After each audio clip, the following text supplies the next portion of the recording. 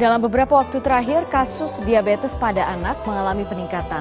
Mahardika Maskur Firdaus menderita diabetes mellitus tipe 1. Devika Aurelia Islami menderita diabetes mellitus tipe 2 sejak berusia 12 tahun. Data Ikatan Dokter Anak Indonesia menunjukkan prevalensi diabetes anak pada tahun 2000 adalah 0,004 per 100.000 penduduk.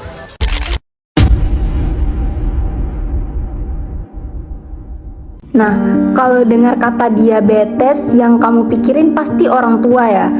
Tapi kenyataannya sekarang banyak anak muda yang terkena penyakit diabetes ini. Termasuk mungkin teman sekelas kamu, tetangga kamu, atau bahkan bisa diri kamu sendiri. Nah, pertanyaannya, kok bisa sih? Apa kita terlalu cuek dengan kesehatan kita sendiri? Atau memang gaya hidup kita yang diam-diam berbahaya? Nah, tapi siapa sih yang gak suka dengan makanan bergula, rasanya manis, dan bikin gembira? Nah, mungkin kita udah sering ya dengar soal penyakit yang mengintai, mulai dari tubuh yang makin melar sampai diabetes. Nah, diabetes ini adalah penyakit kronis yang ditandai dengan tingginya kadar gula di dalam darah kita. Nah, glukosa atau gula itu merupakan sumber energi utama bagi tubuh. Namun, pada penderita diabetes, glukosa tidak dapat digunakan oleh tubuh dengan efektif. Nah, meski identik dengan orang tua, bukan berarti penyakit diabetes mellitus ini tidak dapat menyerang anak muda, baik diabetes tipe 1 maupun diabetes tipe 2. Nah, tetap bisa menjangkiti anak muda berapapun usianya. Nah, secara umum perbedaan kedua jenis diabetes ini adalah dari pemicunya.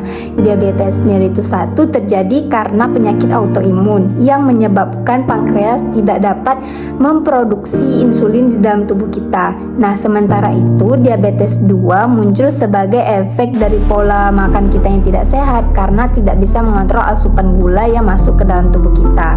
Nah, pada diabetes 2 biasanya muncul sebagai efek jangka panjang dari kebiasaan buruk kita di masa muda nih.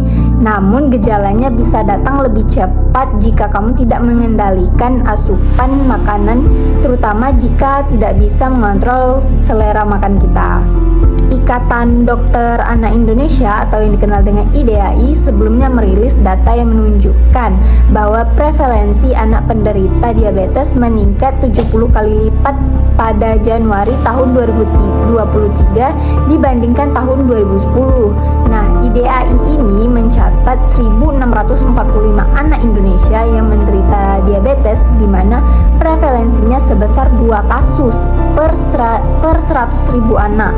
Nah, hampir 60% penderitanya adalah anak perempuan, sedangkan berdasarkan usianya itu sebanyak 46% berusia 10 sampai 14 tahun dan 30% berusia 14 tahun ke atas.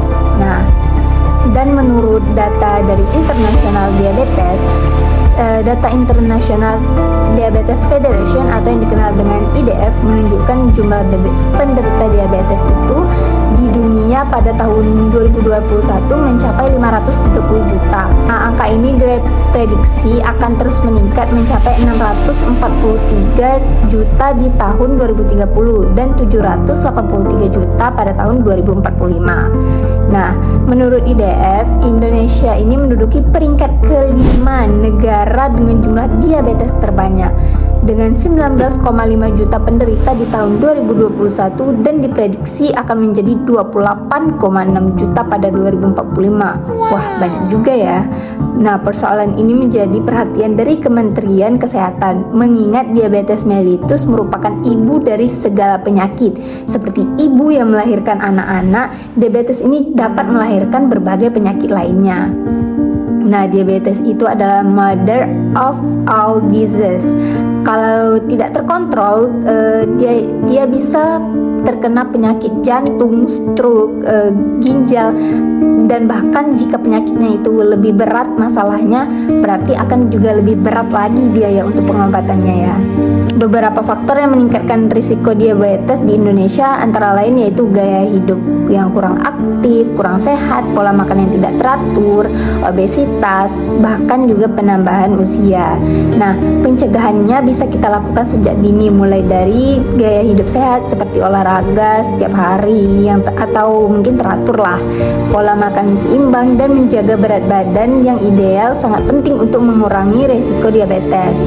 Nah, pada tahun 2013 Kementerian Kesehatan menerbitkan Peraturan Menteri Kesehatan Nomor 30 Tahun 2013 tentang pencantuman informasi kandungan gula, garam, dan lemak serta pesan kesehatan untuk pangan olahan dan pangan siap saji.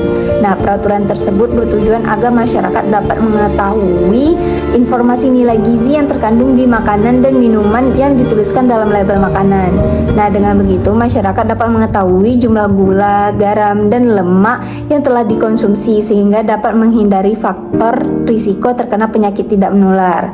Nah, jadi ya, jangan menunggu tua dulu buat peduli dengan kesehatan kita, karena diabetes itu bukan soal umur tapi soal kebiasaan diri kita sendiri, diri kita setiap hari.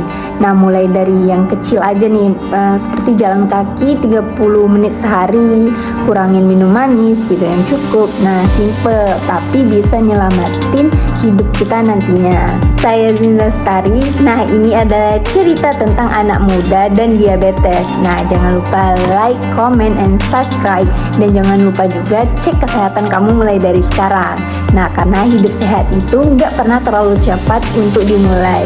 Baiklah, sekian video kita hari ini. Terima kasih dan sampai jumpa di episode selanjutnya.